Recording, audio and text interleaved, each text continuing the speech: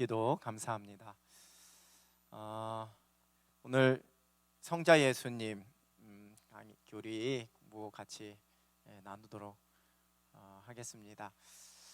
지난 몇 주 전에 했죠.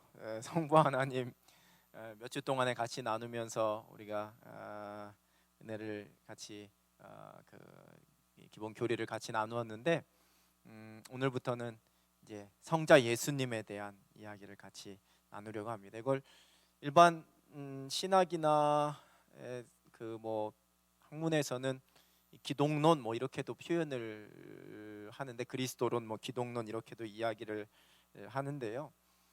어떤 뭐 이 교리에 관해서 같이 이렇게 성경 공부를 하거나 나눌 때 이 성자 예수님에 관한 이야기는 아예 하지 않고 그냥 나중에 구원론이나 우리가 어떻게 우리의 구원이 무엇인지, 구원을 어떻게 받느냐에 대한 부분을 같이 나눌 때, 또는 인간론, 사람이 무엇인지, 사람에 관한 또 죄에 관한 걸 나눌 때 같이 나눌 경우도 있는데, 우리가 이 성자 예수님에 가서 좀 쉽게 성부 하나님, 성자 예수님, 그 다음에 성령 하나님, 그 다음에 하나님의 형상대로 지음받은 사람, 그리고 죄인된 인간이 어떻게 구원받느냐, 이게 이제 앞부분을 차지하고 있는 교리에 관한 우리 신앙 고백 속에서 제일 앞에 우리가 고백하는 내용들인데, 그렇게 순서대로 같이 한번 살펴보고 함께 이야기를 나누고, 뒤에서 이제 교회라든가 또 뭐 종말이라든가 이러한 내용들을 좀 함께 나눠보려고 합니다.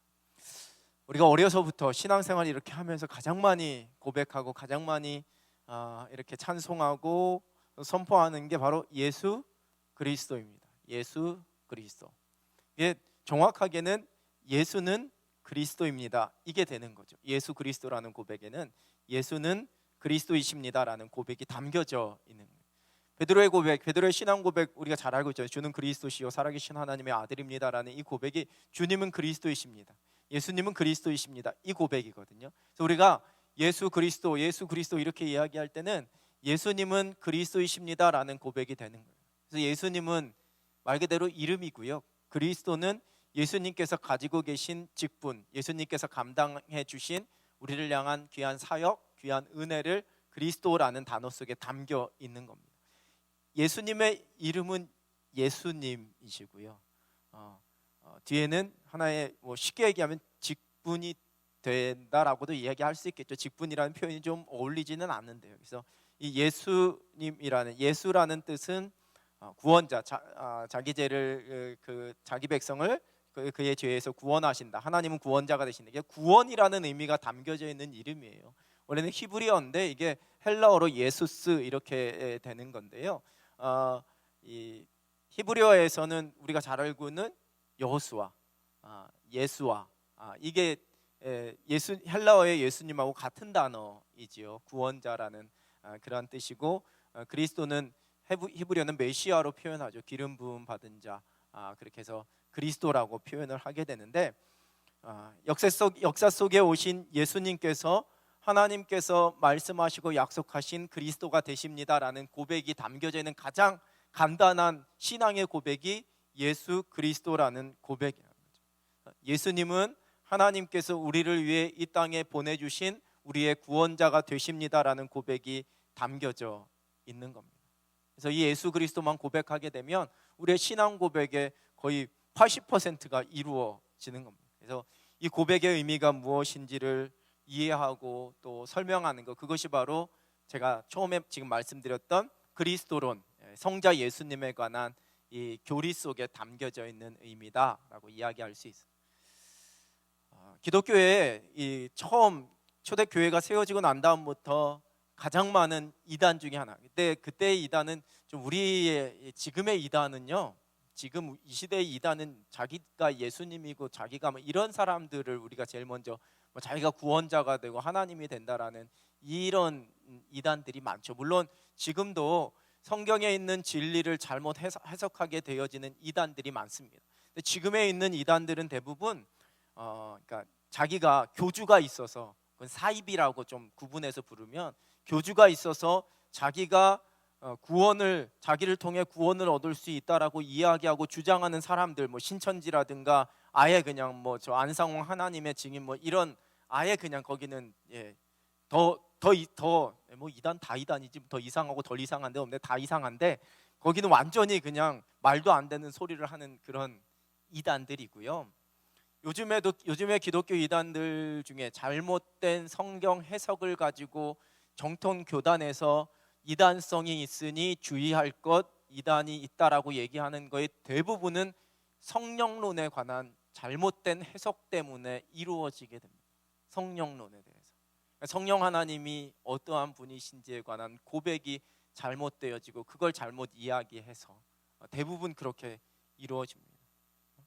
뭐 우리가 잘 알고 있는 그 예전에 이 성락교회나 여기가 이단으로 됐었을 때도 바로 그런 상황들 때문에 이루어졌고, 잘못 성경 공부하게 되면은 그런 어떤 영적인 부분들, 이 영적인 현상이나 신비한 뭐 비냐드라든가 막 이렇게 이상한 성령 운동하는 이쪽으로 이단이 많이 되는데, 이제 예수 그리스도 성자 예수님에 관한 잘못된 해석으로 이단시 되는 경우들은 그렇게 많지는 않습니다.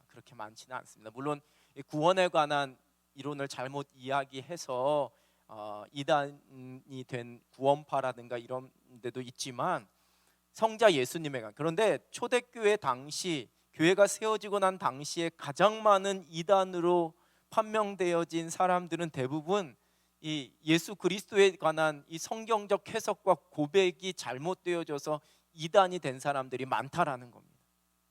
지지난주에 2월 달에 살펴봤었던 삼위일체 기억하시죠? 삼위일체에 대해서 말씀드리면서 삼위일체에 대해서 잘못 해석하고 뭐 삼신론이라든가 뭐 하나님이 다 이렇게 다 각기 다른 이름으로 불리는 거다 이런 이단들도 물론 있었지만, 예수님에 관해서 잘못 성경적으로 해석한 이단들의 대부분은 둘 중에 하나입니다.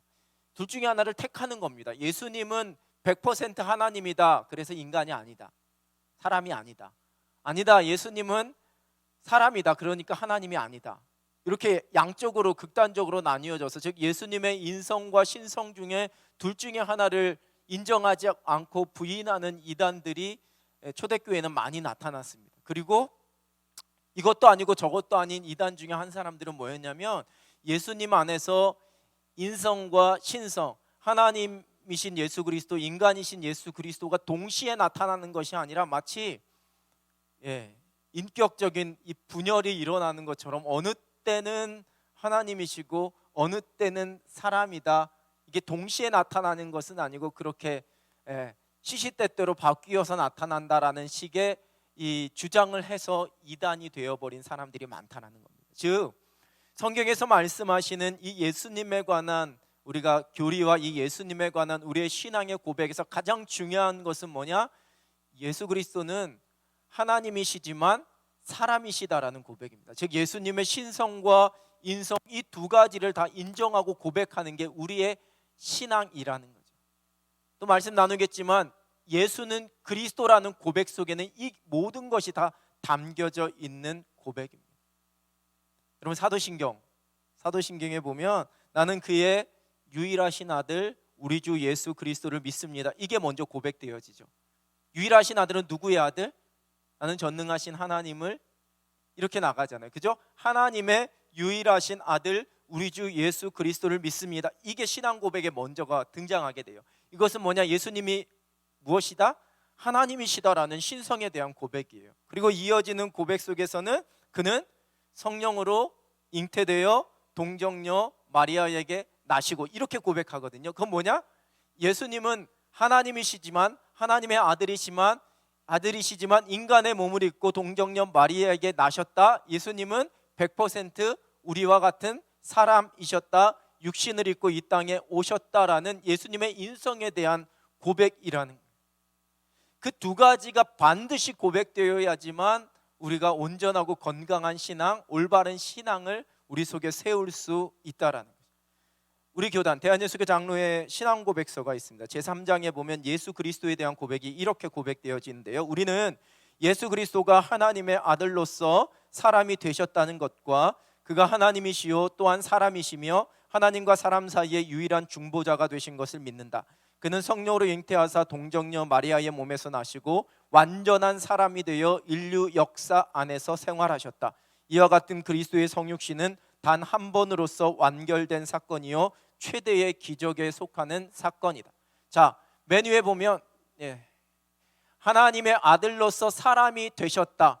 하나님의 아들이십니다. 하지만 사람이십니다. 그래서 예수님은 하나님이십니다. 또한 예수님은 사람이십니다. 그리고 그분만이 하나님과 우리 사람 사이에서 유일한 중보자, 우리와 하나님과의 죄로 인해 멀어진 그것을 이어줄 수 있는 유일한 중보자가 되시는 것을 우리가 믿습니다. 그의 이 땅에서의 태어나심은 성령으로 잉태된 것으로 동정녀 마리아의 몸에서 나셨고, 하지만 완전한 사람이 되셨고 인류 역사 속에서 우리와 똑같이, 사람들과 똑같이 생활하셨습니다.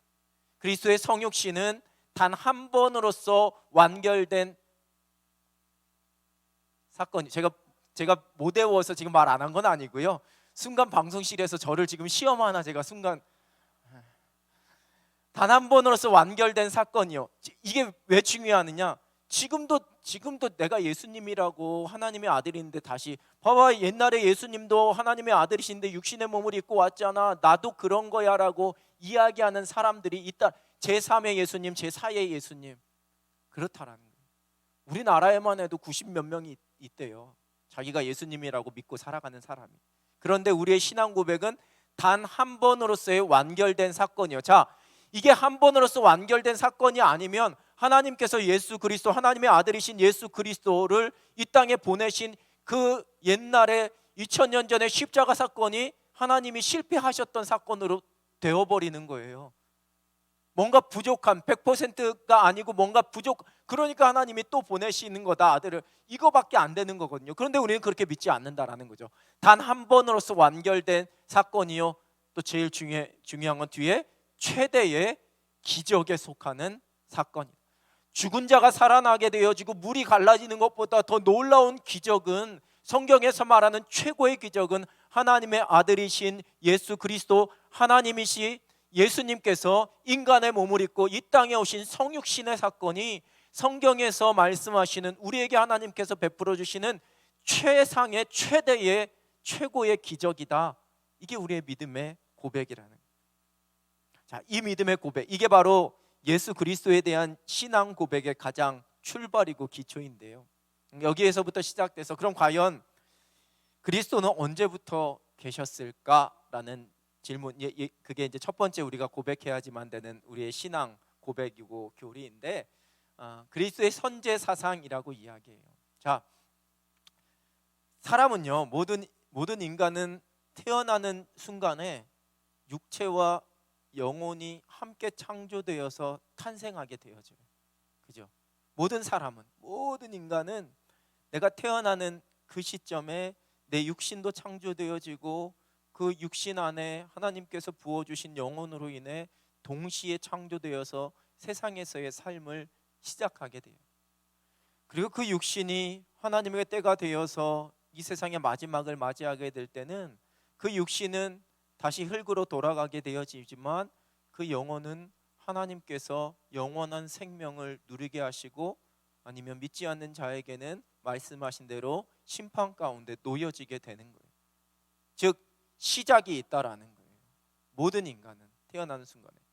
그래서 예수님에 대해서도 예수님이 성육신 하셨기 때문에 예수님의 시작은 동정녀 마리아의 몸을 입고 이 땅에 태어나셨을 때에 그때 예수님의 시작이 되었다라고 이야기하는 사람들이 있다라는 거죠. 근데 성경은 그렇게 말씀하시지 않는다.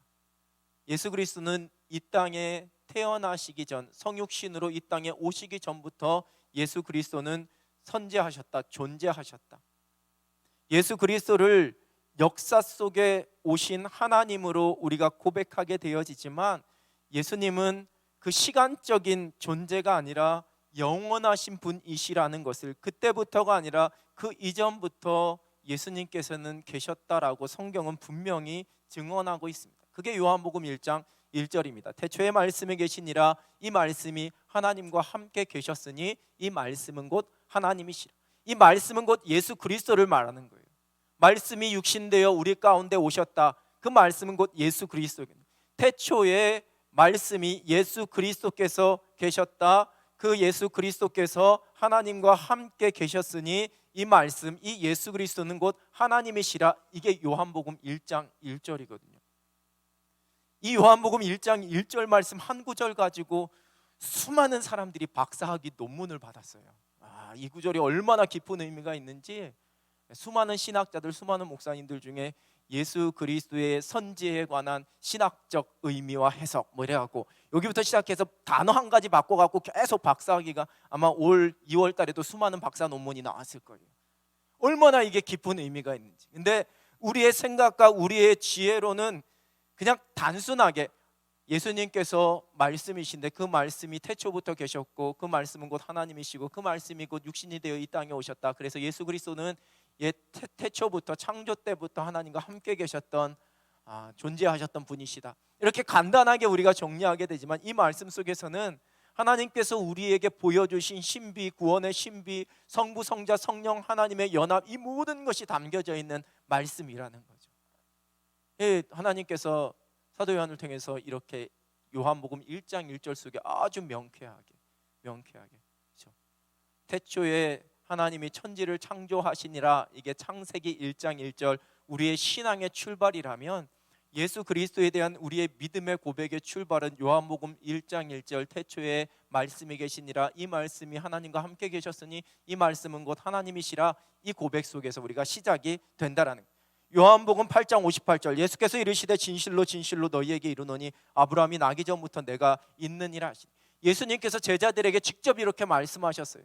그들이 생각하는, 유대인들이 생각할 때에 믿음의 조상이요 우리의 모든 뿌리는 아브라함이다라고 생각을 하는 거예요.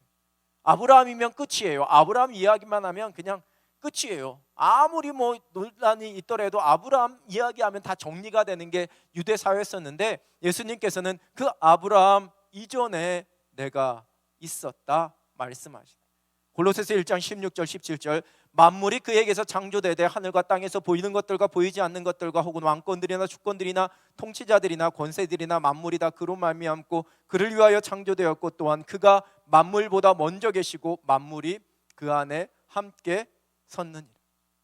그래서 그는 예수 그리스도입니다. 태초부터 하나님과 함께, 성부 하나님과 함께 성자 예수 그리스도께서 영화로운 상태로 계셨음을, 이 세상이 창조되고 생겨나기 전부터 존재하셨음을, 만물이 그 예수 그리스도로 말미암아 그로부터 창조되었음을 성경은 분명히 증언합니다. 빌립보서 2장 말씀 우리가 잘 알고 있는 그리스도께서 이 땅에 오시기 전에 영광과 권능과 능력이 하나님과 동등하셨다. 그러나 그 하나님과 동등됨을 취하지 아니하시고 이 땅에 종의 형체를 가지고 섬기기 위해 오셨다라고 말씀하시는 것 자체가 그때 예수님께서 이 땅에서 태어나실 때 그때 창조되어지고 그때부터 계셨던 것이 아니라 예수 그리스도는 그 이전부터 하나님과 동등됨으로 함께 성부 하나님과 함께 계셨지만 하나님의 때가 되었을 때에 육신의 몸을 입고 이 땅에 오신 것이다. 그리스도의 선지에 대한 믿음의 고백, 그 말씀이 이 속에 다 담겨져 있다라는 거죠. 그래서 우리가 예수님은 성육신 때부터 시작되었다라고 주장하는 그 모든 주장에 대해서 우리가 이 말씀을 통해서 그것 아니다라고 이야기할 수 있는 거예요. 제가 삼위일체 하나님을 말씀드리면서 성부, 성자, 성령 하나님께서 그 시대에 따라서 사람들에게 나타나시고 세상에 나타나시고 세상의 일들을 주관하시는 그 어떤 우리의 눈에 보이는 그러한 존재로서, 말씀하시는 존재로서의 역할은 구약 시대에는 성부 하나님이 직접 말씀하시고 복음서 시대의 성자 예수님께서 직접 우리를 만나시고 말씀해 주셨고, 이제 사도행전 이후의 시대에서 오순절 성령 강림 사건 이후로 성령 하나님께서 우리로 깨닫게 하시고 말씀하여 주시고 우리로 하나님의 말씀을 생각나게 하신다. 이렇게 성부의 시대, 성자의 시대, 성령의 시대로 그 시기를 나눌 수는 있지만, 그리고 마지막 때에 성부 하나님께서만 알고 계시는 그때에 성자 예수 그리스도께서 구름 타고 다시 오셔서 성령 하나님의 은혜 가운데 세상을 다 심판하시고 그 모든 것을 다시 일으키신다라는 그 고백을 우리가 드리는 것은 성부, 성자, 성령 하나님이 각각의 독립되어진 인격으로서, 하나이시지만 독립된 인격으로서 우리 가운데 역사하시는 그러한 모습으로 나타나는 그 구분이지, 그렇다고 해서 구약의 시대에 성자 성령 하나님께서 계시지 않았고 뭐 복음서의 시대에서는 성부 성령 하나님이 저 뒤로 물러가 계셨고, 성령 하나님은 예수님이 가시고 난 다음에 그때 하나님께서 막 급하게 이렇게 하셔서 성령 하나님을 보내주셨다, 이게 아니라는 거예요. 니케아 신조에는 그리스도는 하나님의 독생자이시며 모든 세상이 있기 전에 하나님으로부터 나셨으며 하나님으로부터 나온 하나님이시요 빛으로 나온 빛이시요 참 하나님으로부터 나온 하나님이시다, 이렇게 고백합니다. 우리 기독교 신앙의 모든 신앙 고백 속에서는 이렇게 예수 그리스도의 하나님 되심, 그리고 태초부터 계셨던 그 예수 그리스도의 선제에 대해서 고백하는데요, 웨스트민스터 신앙 고백 제8장 중보자이신 그리스도에 관하여 삼위 중에 둘째 위가 되시는 하나님의 아들은 참 하나님인 동시에 영원하신 하나님으로서 아버지 되시는 하나님과 동일한 본체에서 나왔으며 따라서 아버지와 동일하시다. 그는 때가 이름에 사람의 본체를 입으셨다. 이 고백이 중요합니다. 예수님은 성부 하나님과 마찬가지로 하나님이시며 그 존재의 시작이 없으시고 영원하신 분이시다. 그 영원하신 분이 우리의 눈에 보이도록 이 땅에 오신 것이 성육신이고, 그 성육신 자체는 하나님이 육신을 입고 이 땅에 오셨기 때문에 예수 그리스도의 태초부터 계셨음을 증거하는 또 다른 증거가 된다는 거예요.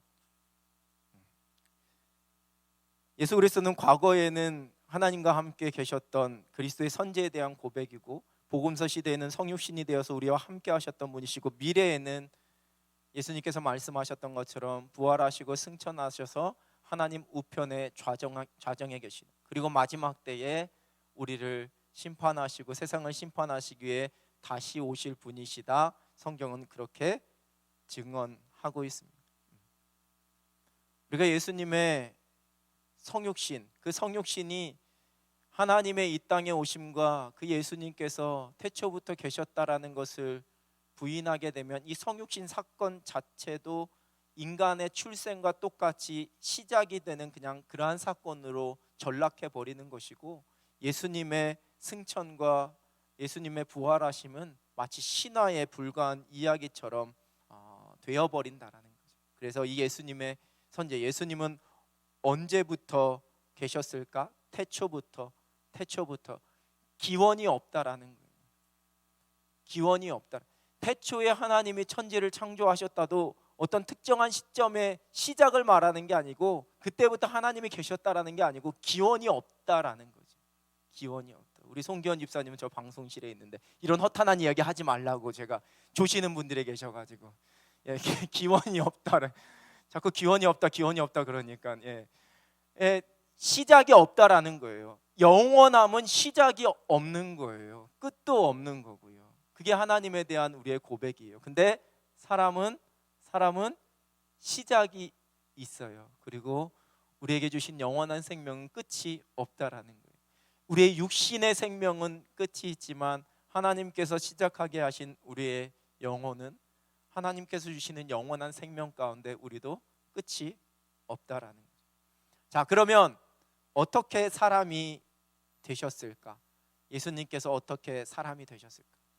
이 그리스도의 선제, 하나님과 함께 계신 하나님으로서의 고백이 예수님의 신성에 대한 고백이라면, 사람이 되셨다라는 것은 예수님의 인성에 대한 고백이죠. 말씀이 육신이 되셨다, 거룩한 것이 육적인 것이 되셨다가 되는 거예요. 이것을 신학에서는 그리스도의 신성이 인성을 취하여서 한 인격이 되셨다, 그래서 위격적 연합이라는 어려운 말을 쓰는데 잘 모르셔도 돼요. 이런 거는 제가 아는 척 하려고 그냥 쓴 거니까요, 그냥 여러분들은 모르셔도 괜찮아요. 그리스도의 신성이 인성을 취하, 먼저 계셨던 하나님으로서의 성자 예수 그리스도 안에 인성이 더해지셔서 100% 하나님이시고 100% 인간인 두 위격을 갖게 되었다, 두 인격을 갖게 되었다라는 고백이에요. 그게 바로 위격적 연합이라는, 로마서 1장 3절 4절. 그의 아들에 관하여 말하면 육신으로는 다윗의 혈통에서 나셨고 성결의 영으로는 죽은 자들 가운데서 부활하사 능력으로 하나님의 아들로 선포되었으니 곧 우리 주 예수 그리스도시니라. 성경은 100%의 하나님과 100%의 인간이신 예수 그리스도를 계속해서 끊임없이 말씀하셔. 참 하나님이시며 참 인간이신 예수 그리스도. 그래서 웨스트민스터 신앙 고백 속의 소일의 문답의 22번째 질문은 그리스도가 하나님의 아들이신데 어떻게 사람이 되셨습니까? 이렇게 물으면 답은 하나님의 아들이신 그리스도는 참 육신과 영혼을 취하심으로써 사람이 되셨습니다. 그는 성령의 능력에 의하여 동정녀 마리아의 몸에 잉태되어 그에게 나셨으나 죄는 없으십니다. 이렇게 대답. 어떤 혼합이나 그래서 잘 이렇게 분리하면 분리할 수 있는 것이 아니라는 거예요. 각각의 고유한 속성으로 100%와 100%가 만나서 또 다른 100%가 되는 거예요. 그래서 신비라고 이야기하는 거예요. 그래서 기적이라고 이야기하는 거예요. 여러분, 세상에 있는 모든 물질은 100%가 완전이라고 이야기하면 뭔가 50대 50을 만나거나 70대 30이 만나야지만 되는 거예요. 우리의 모든 역할도 마찬가지잖아요. 여러분들이 가정에서의 역할과 사회에서의 역할, 또 가정에서의 역할과 교회에서의 역할이 있잖아요. 우리가 그냥 열심히 한다라고 표현할 때 가정에서도 100% 하고 교회에서도 100% 한다라고 이야기를 하는 것이지, 그거는 그냥 상징적인 표현이지 절대 그럴 수 없다라는 거예요. 여러분들의 시간과 모든 것은 둘 중에 나누어서 그게 다 100이 되는 거잖아요. 세상의 모든 자연은 다 그렇게 되어져 있어요. 그런데 예수님은 100%의 하나님이시면서 100%의 인간이신 예수 그리스도를 성경에서 말씀하신다라는 거예요. 그게 바로 참 하나님이시며 참 인간이신 예수 그리스도에 대한 고백이라는 거죠. 이거는 하나님께서 주시는 은혜로 깨닫게 되어지는, 인간의 이성으로나 인간의 판단으로 이해할 수 없는 문제라는 거죠. 그래서 영적인 신비, 하나님께서 우리에게 허락하신 최고의 기적이라고 이야기합니다. 이것은 하나님이 우리를 위해 스스로 인간이 되신, 하나님과 본체이신 예수 그리스도께서 우리를 위해 스스로 인간이 되셔서 우리에게 오셨고, 그래서 우리를 위해 십자가에서 죽으셨고 우리를 위해 다시 부활하셨다라는 이 모든 것이 하나님의 사랑이요 우리에게 구원을 베푸시는 하나님의 은혜라는 이 믿음의 고백이 없이는 100% 하나님 100% 인간이신 예수 그리스도를 우리가 깨달을 수도 이해할 수도 없다라는 거예요. 그래서 이게 요즘처럼 과학이 발달하고 이렇게 막 이성적인 논리적인 걸 더 중요시하는 이 문화와 사회 속에서 이 복음을 이야기하고 복음을 선포하기가 더 힘들어지게 되었다라는 거예요. 계몽주의가 발달하고 사람들이 이성주의가 발달하면서 교회가 힘들어지게 되었죠. 사람들의 지적인 수준, 배움의 수준이 높아지면서 이 복음을 선포하고 복음을 받아들이는 비율이 현격하게 모든 사회 속에서 낮아지게 된다라는 거예요. 그것은 복음이 지혜롭지 못하고 지식이 많지 않은 사람들을 마치 우매화를 만드는 것처럼 그렇게 세뇌시키기 때문에 그래서가 아니에요. 삐뚤게 바라보는 사람은 한 발자국 물러가서 마치 이 복음을 종교적인 관점에서 바라보는 사람들은 그렇게 이해하고 해석하는 거예요. 그래서 종교가 사람들을 바보로 만든다라고 그렇게 이야기를 하는 거잖아요. 근데 그런 관점이 아니고요. 사람들의 생각과 이성이 자꾸만 높아지다 보니까 자신이 이해할 수 없는 모든 영역도 내가 이해할 수 있다라는 교만 가운데 빠지게 되는 거예요.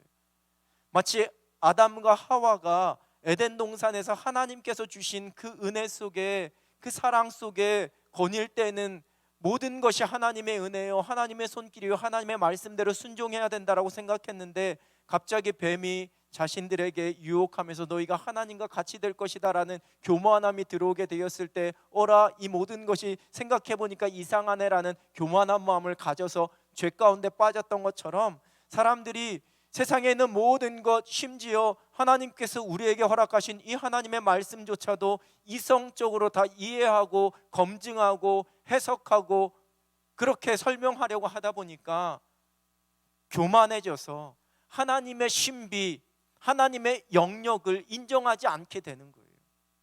태초에 하나님 천지를 창조하셨다, 제가 늘 말씀하시면서 이거는 이해가 아니고 선포이고 이건 우리의 믿음의 영역에서 받아들이는 것이다 말씀드렸잖아요. 삼위일체 설명하면서도 인간의 이성과 지혜로는 도무지 설명할 수 없는, 그래서 삼위일체를 설명하려고 하면 정신을 잃어버릴 것이다, 그러나 삼위일체를 부인하면 영혼을 잃어버리게 된다라는 서양의 격언이 정확한 설명이다 말씀드렸잖아요.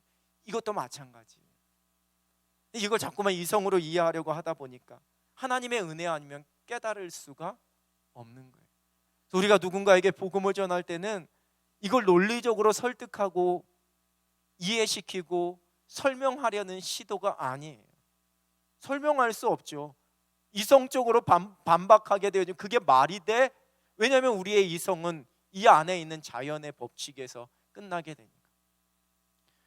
요즘에 AI가 아주 AI가 어느 몇 주 전에 어느 장로님이 목사님 저 핸드폰 바꿨어요 하면서 최신형 핸드폰을 제 방에 가지고 오셔갖고 목사님 보세요 하면서 딱 펴갖고서 한국말로 얘기하니까 영어로 다 나오는 기능을 막 보여주시더라고요. 와, 목사님 이제 저는 해외여행 갈 때 아무것도 두렵지 않아요 이렇게 말씀하시면서 목사님도 하나 바꾸세요 이러시더라고요. 요즘 AI가요, 이렇게 AI 프로그램을 이렇게 치고 난 다음에요, 마가복음은 누가 썼지라고 얘기하면요, 거의 3페이지짜리 논문을 그냥 쫙 본인이 그걸 따오는 게 아니고요, 세상에 있는 모든 신학 논문과 설교와 이걸 다 종합해서 자기가 새로운 문장을 만들어서 쫙 나와요. 사도행전 16장 6절에서 10절의 말씀을 가지고 주님의 뜻에 대해서 어떻게 설교할지 한번 해줄래? 라고 얘기하면 안 해봤어요. 오늘 설교는 제가 한 거예요. TI예요. 태진의 머리. TI, AI 아니에요. 저는 아직 한 번도 그래서 열어보진 않았는데 그게 실제로 나온대요. 그렇게. 그래서 이런 시대 속에 어떻게 이제 목회나 이걸 어떻게 선하게 사용할 것인가에 대한 고민과 자칫 잘못하면 소위 말하는 이 목회 윤리적인 문제, 영적인 문제까지도 이게 다 드러난다라고 이야기를 하는데, 이러한 시대 속에서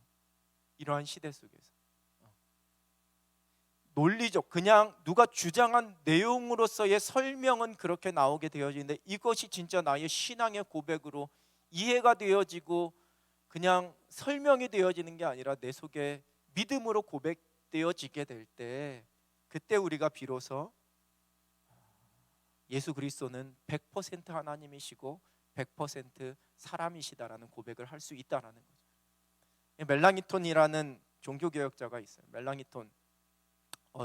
제가 저 그림까지 띄워줄 줄 몰라요. 방송실 잘하셨어요. 제가 내용만 줬는데 그림도 또 저렇게 띄워주면 저 사람이 멜랑이톤인지 루터인지 우리가 알게 뭐예요, 그죠? 저희 방송실에서 띄워줬으니까 저 사람이라고 아는 거죠. 멜랑이톤이라는 사람은, 우리가 루터는 잘 알고 계시죠. 루터와 함께 비텐베르크에서 태어나고 비텐베르크에서 루터와 함께 종교 개혁을 했었던 사람이에요. 마치 바울과 바나바의 관계처럼 바나바 같은 역할을 했었던 사람이 바로 멜랑히톤이에요. 그래서 루터가 조금 과격하고 막 이런 사람이라면 멜랑히톤은 그 모든 종교 개혁의 정신이나 그 모든 교리들을 다시 차분하게 학문적으로 신앙적으로 다시 정리해 줬던 사람. 그리고 루터가 막 할 때마다 워워하면서 루터를 조금 진정시키고, 루터가 떠나 있을 때에 여전히 남아서 거기에서 남은 모든 종교개혁적 흐름을 완성시킨 사람이 바로 멜랑톤이에요. 그래서 비텐베르크 성당 우리가 이제 많이 듣잖아요. 루터가 그 반박문을 썼었던 그 비텐베르크 작은 도시인데, 그 도시에 가면은 이 루터와 멜랑이톤 동상이 같이 서 있고 무덤도 같이 있고 멜랑이톤이 살았던 그 집도 생가도 보존되어 있으면서 오히려 종교개혁가나 독일에 있는 개혁교회들에서는 루터보다도 이 멜랑이톤의 이 역할을 더 크게 그렇게 이야기하고 있는데, 그가 이런 이야기를 했어요. 우리는 신성의 비밀을 탐구하기보다는 경배해야 합니다. 어떻게 이런 일이 일어날 수 있을까? 어떻게 논리적으로 이게 가능할까에 대해서 탐구하고 골몰하기보다는 와, 하나님이신 예수 그리스도께서 인간의 몸을 입고 이 땅에 오셨다라는 이 사실, 하나님께서 그 외아들 예수 그리스도를 우리를 위해 이 땅에 보내주셨다라는 이 사실을 우리는 경배해야지만 된다라는 거죠. 자, 그럼 마지막 세 번째, 왜 그리스도께서 사람이 되셔야 했을까? 다시 한번 대한예수교 장로의 신앙고백 제3장 1항을 다시 한번 보시면, 우리는 예수 그리스도가 하나님의 아들로서 사람이 되셨다는 것과 그가 하나님이시요 또한 사람이시며 하나님과 사람 사이에 유일한 중보자가 되신 것을 믿는다. 그는 성령으로 잉태하사 동정녀 마리아의 몸에서 나시고 완전한 사람이 되어 인류 역사 안에서 생활하셨다. 이와 같은 그리스도의 성육신은 단 한 번으로서 완결한 사건이요 최대의 기적에 속하는 사건이다. 예수 그리스도께서 하나님과 사람 사이에 유일한 중보자가 되신다 말씀합니다. 우리의 유일한 중보자가 되신다라는 그 고백 속에서 이제 더 나아가서 인간의 죄와 구원에 관한 이야기를 같이 발전시킬 수 있는 건데요. 창세기 3장 15절입니다. 내가 너로 여자와 원수가 되게 하고 내 후손도 여자의 후손과 원수가 되게 하리니 여자의 후손은 내 머리를 상하게 할 것이요 너는 그의 발꿈치를 상하게 할 것이니라 하시고, 이거를 원복음이라고 이야기합니다. 원복음, 최초의 복음이라는 거예요. 창세기 3장 15절 말씀을 최초의 복음이다 그래서 원복음이라고 불러요. 죄 지은 인간에게 하나님께서 그 죄의 문제를 해결할 수 있는 길을 가장 먼저 선포하시고 약속해 주신 말씀이 창세기 3장 15절이다. 여자의 후손은 예수 그리스도, 동정녀 마리아에게서 나는, 남자와 여자 사이에 태어나는 사람이 아니라 하나님 성령으로 잉태되어 태어나는 여자의 후손인 예수 그리스도를 통해서 그 사단을 무너뜨리고 사단의 왕국과 그 모든 것을 깨뜨리게 되어지는, 그래서 다시 모든 창조의 세계를 회복시킬 수 있는 길을 열어주시는, 하나님께로 갈 수 있는 길을 열어주시는 분이 바로 하나님께서 약속하신 구원자 메시아 예수 그리스도이시라는 거죠. 그리고 그분은 역사 속에 유일한 분이다라고 우리가 신앙 고백하는 것처럼, 그 예수 그리스도께서 하나님과 우리 사이의 죄로 인해 멀어졌던 관계를 다시 연결해 주시는 유일한 분이심을 고백하는 거예요. 죄인된 인간이 그 하나님의 심판과 형벌을 피해갈 수 없는데 그 피해갈 수 있는 길을 허락해 주신 것이 바로 중보자이신 예수 그리스도를 통해 그 문제를 해결할 수 있게 주셨다라는 거예요. 제가 늘 말씀드리듯이 십자가는, 오늘 우리 일부 예배 때도 찬양 드렸었는데, 하나님의 공의와 하나님의 사랑의 완성이라는 겁니다.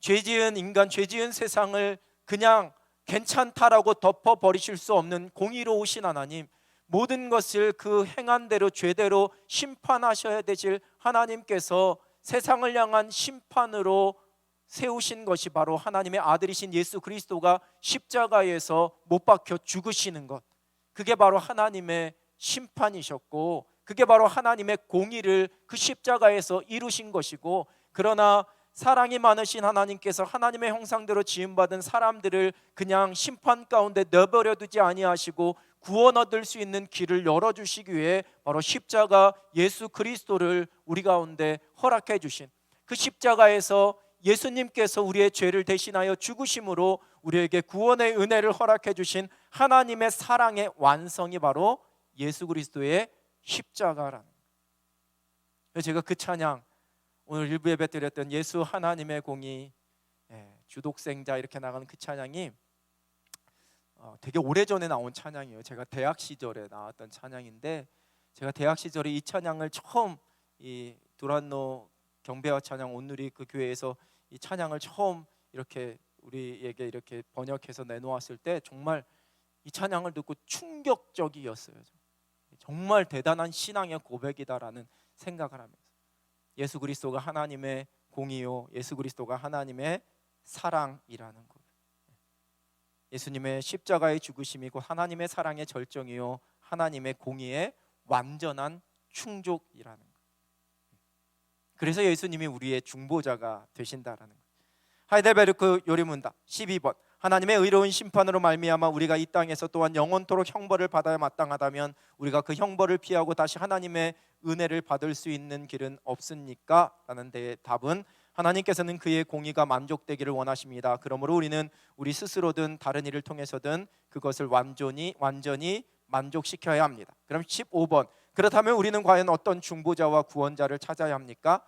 참 사랑이시고 의로운 분이시면서도 모든 피조물보다 더 능력이 되신 분, 즉 참 하나님이신 분을 찾아야 합니다. 우리와 같지만 죄는 없으신 분만이 우리의 죄를 대신할 수 있기에 하나님의 아들이신 예수 그리스도께서 이 땅에 오셔서 우리를 대신해서 십자가를 지신 것이고, 그 십자가의 은혜를 통해 우리는 하나님께로 나아갈 수 있는 길이 열려지게 되었다라는 거예요. 멀어진 관계가 다시 연결되어진, 구약의 시대에 어린 양의 보혈로 하나님께서 만드신 거룩한 지성소에서 제사장들의 죄 씻음으로 여전히 하나님과 하나님 백성 사이에 그 길을 열어주셨다라면, 지금은 완전한 대제사장이시자 완전한 희생 양이셨던 예수 그리스도를 통해, 그 십자가를 통해 그 길이 우리 가운데 늘 열려지게 되었다라는 거예요. 성경은 오직 예수 그리스도만이 구원의 길임을 말씀합니다. 사도행전 4장 12절입니다. 다른 이로서는 구원을 받을 수 없나니 천하 사람 중에 구원을 받을 만한 다른 이름을 우리에게 주신 일이 없음이라 하였더라. 오직 예수 그리스도밖에 구원 얻을 수 있는 길은 없습니다. 오직 예수님만이 우리의 구원의 길이 되십니다. 하이델베르크 요리문답 29번, 하나님의 아들을 왜 예수 즉 구주라 부릅니까? 그가 우리의 모든 죄에서 우리를 구원하시기 때문이요, 또한 다른 어느 누구에게서 구원을 찾아서도 안 되며 발견할 수도 없기 때문입니다. 30번, 그렇다면 성인들에게서나 자기 자신에게서나 혹은 다른 데에서 자신의 구원과 복락을 찾는 사람들도 유일하신 구주 예수를 믿는 것입니까? 가톨릭의 성인들에 대한 이야기를, 성인에 대해서 의지하는 사람들에 대한 질문이죠. 답, 아닙니다. 그들은 말로는 유일한 구주 예수를 자랑하나 행위로는 그분을 부인합니다. 예수가 완전한 구주가 아니시든가 아니면 참된 믿음으로 이 구주를 영접하는 자들이 그들의 구원에 필요한 모든 것들을 그에게서 찾든지 둘 중에 하나만 사실인 것입니다. 우리가 믿는 것은 예수 그리스도가 완전한 구원자가 되십니다. 예수 그리스도 외에는 어떠한 구원의 길도 없음을 우리가 믿음으로 고백하며 살아갑니다.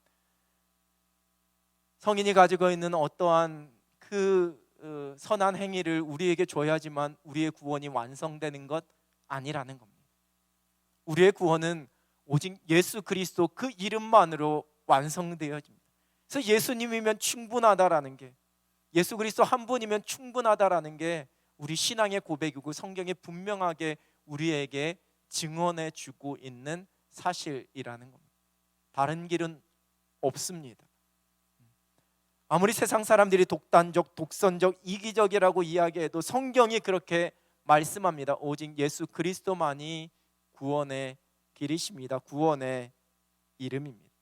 우리가 오직 예수 그리스도만을 바라보며 예수 그리스도만을 우리가 의지하며 살아가야지만 되는 이유입니다. 하늘의 천사나 그 어떤 훌륭한 사람도, 그 어떤 훌륭한 목회자도, 내가 존경하고 내가 사랑하는 그 어떤 사람도 나에게 하나님의 은혜, 그 구원의 은혜를 대신 줄 수는 없다라는 겁니다.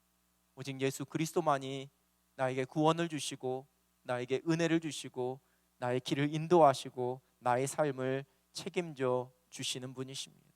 그 예수 그리스도를 향한, 그 유일한 예수 그리스도를 향한 굳건한 믿음 가지고 하나님의 은혜로 깨닫게 되어진 나의 구주 예수 그리스도, 이 신앙의 고백을 끝까지 붙잡고 승리할 수 있는 여러분 되시길 우리 주님의 이름으로 축원합니다.